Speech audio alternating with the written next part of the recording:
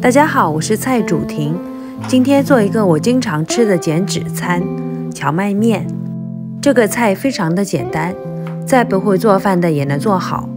准备点辅料：黄瓜切丝，胡萝卜切丝，葱花切碎。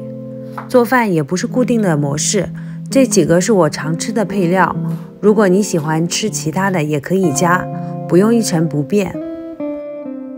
我常吃的荞麦面调料有2种，第一种是这个荞麦面调和汁，这个是成品，直接网购就行，不用自己调已经非常棒了。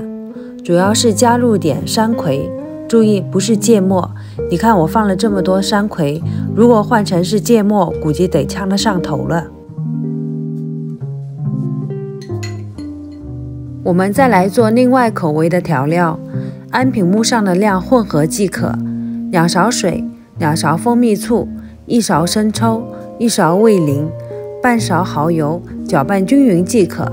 上面调的简单的我一般是蘸着吃，后面调的这个可以直接整碗面拌着吃的。这个听上去不是一样的吗？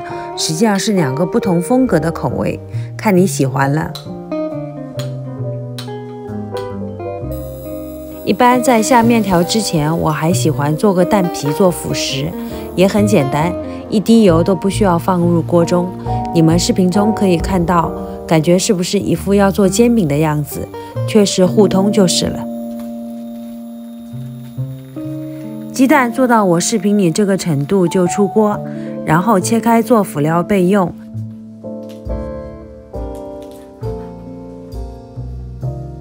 很多次做到这个步骤的时候，蛋皮都被我消灭了一半，因为实在太诱人了。调料准备好，我们就煮面了。水烧开后放入面。荞麦面不同于我们常吃的面条，那个我在早餐店里看到老板放下去，捞一下就装碗了。这个放热水里煮熟，稍微需要点时间，大约需要5分钟。第一次煮的也可以在捞起来之前试吃一下，因为好几次我煮不同的荞麦面，感觉时间都不太一样。捞起来后放入到冷水碗中，让面条迅速降温。如果是夏天，还可以放入到冰水中，目的都是为了让荞麦面更有嚼劲。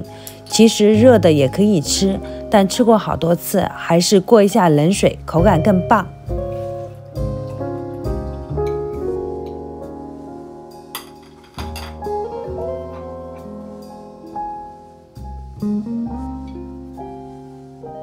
过完冷水后倒入盘中，把之前准备好的辅料一一放入，就可以开动了。这个荞麦面我每周都会吃一次。为什么难？减肥是我绕不开的话题，一来给自己心理暗示我可以的，二来是这个荞麦面确实也好吃。你让我只吃素菜肯定也不行，所以荤素搭配，工作才不累，是不是？如果你完全不会做饭也没关系，希望从这期视频里能学到一些。我是蔡主婷，谢谢你们的观看，我们下期再见。